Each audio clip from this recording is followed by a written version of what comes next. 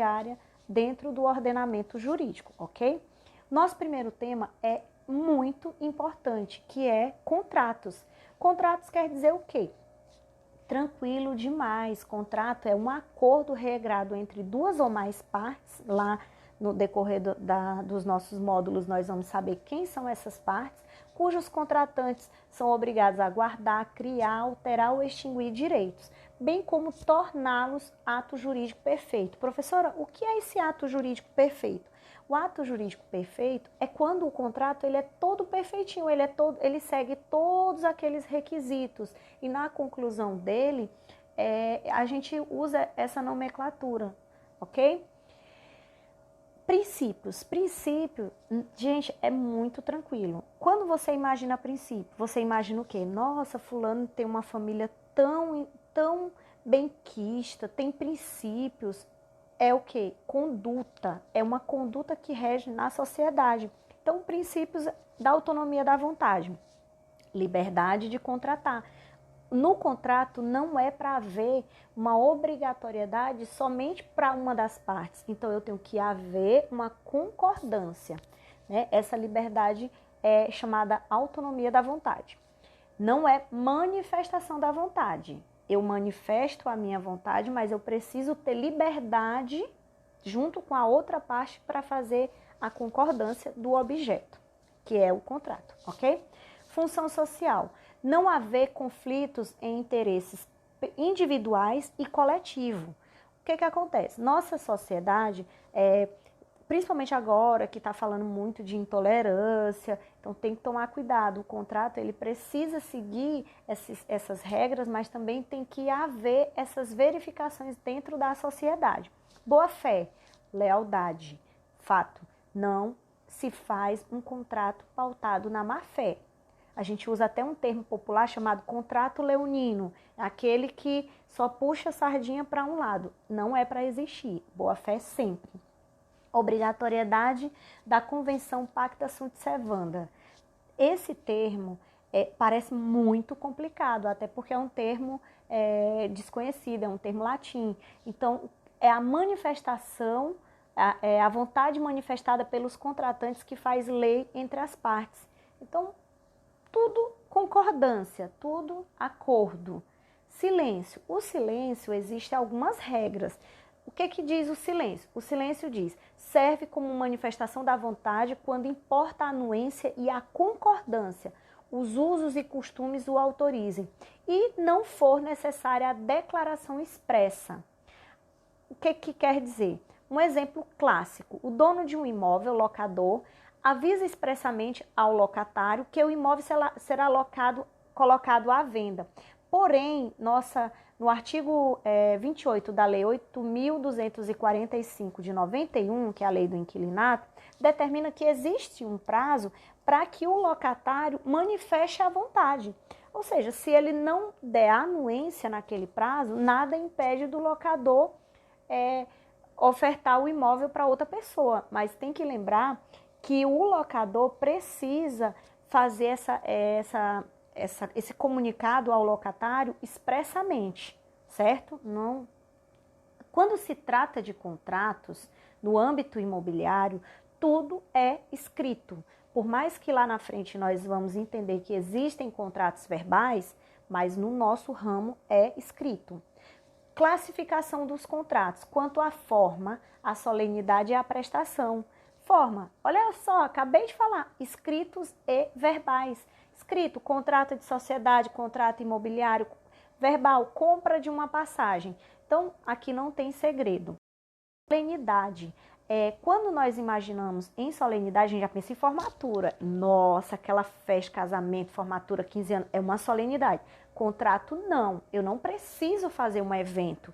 A solenidade ocorre quando as partes concordam, quando o contrato ele é consensual, compra e venda de um imóvel, quando as partes concordam sobre o preço e o objeto. O que é o objeto? O objeto do contrato é uma casa, um apartamento, um lote, enfim. Reais. Reais, vocês vão observar uma palavra que também ela é bem complexa, porque na linguagem imobiliária, jurídica, existe uma palavra chamada tradição. A tradição nada mais é do que a entrega do bem.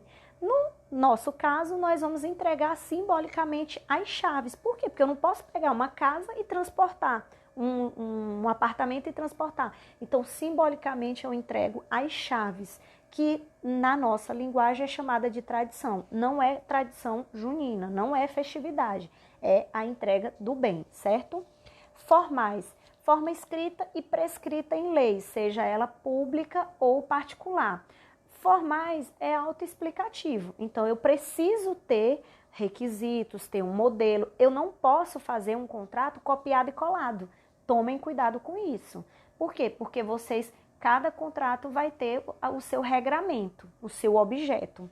Prestação, os contratos podem ser, atrás eu falei sobre as partes, aqui é bem claro, unilateral, contrato de doação simples. Unilateral é quando eu manifesto a vontade de doar. Bilateral, compra e venda de um imóvel, ou seja, o acordo entre as duas partes. Eu tenho o produto e você vai comprar o meu produto, então você vai pagar o preço. Vamos fazer um contrato. Plurilateral, tranquilo, contratos societários, haverá direitos e deveres entre os sócios de qualquer relação à pessoa jurídica, né? À sociedade, ok?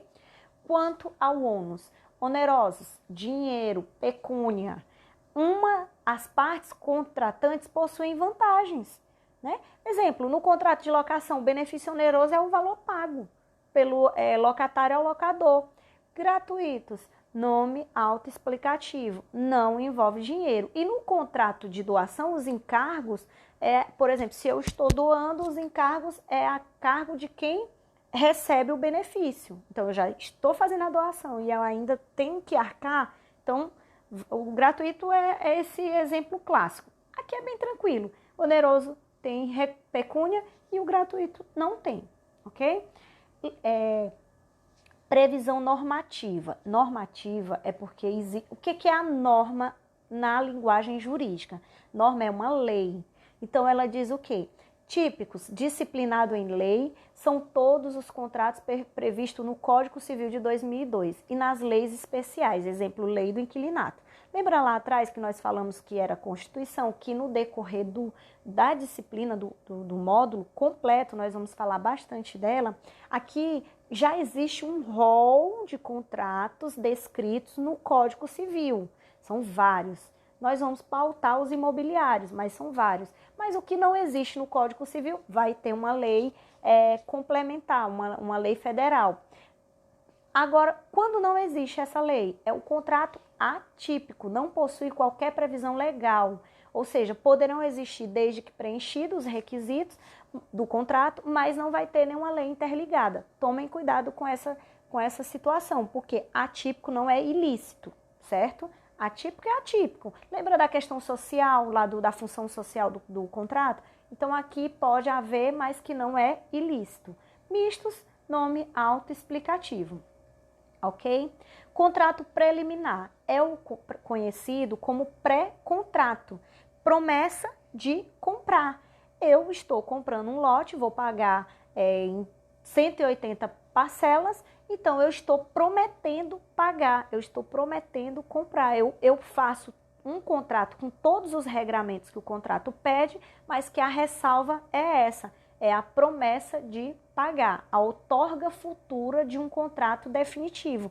Lá na frente, se eu quiser firmar um contrato dizendo que eu arquei com aquilo que eu prometi, beleza, se não, a gente pode escriturar, que nós vamos aprender na parte de registro, ok? O artigo 462, ele diz que deve possuir os mesmos requisitos do contrato definitivo a ser firmado entre as partes. Então, é um pré-contrato, mas ao mesmo tempo ele vai seguir todo aquele regramento. Aí outro tema interessante, oferta. Oferta, tomem cuidado com oferta.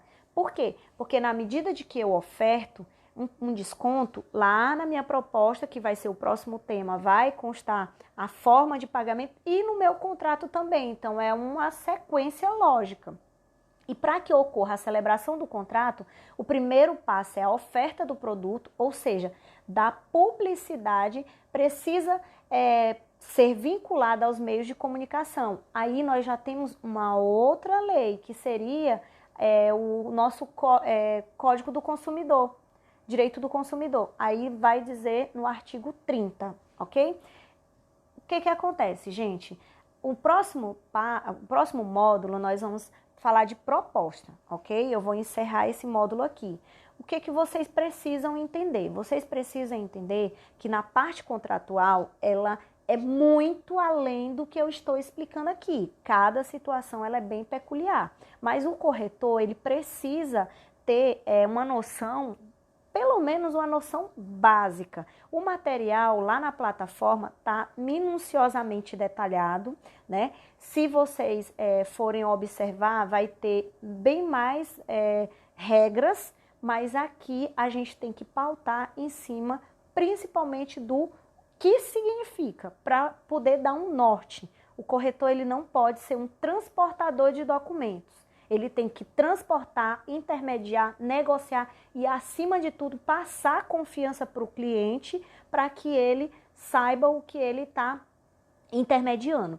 Mas vocês têm que levar em consideração que, se houver algo bem atípico, bem complexo, bem exceção da exceção, dentro da nossa disciplina legislação, vocês têm que entender que vocês vão indicar, no caso, um especialista jurídico, um advogado, né, para poder atuar nessas cláusulas mais complexas. Mas vocês precisam saber o que vocês vão estar transportando ou manuseando, certo? Vamos encerrar o nosso módulo aqui e no próximo módulo nós vamos estudar sobre propostas e os conteúdos seguintes, ok?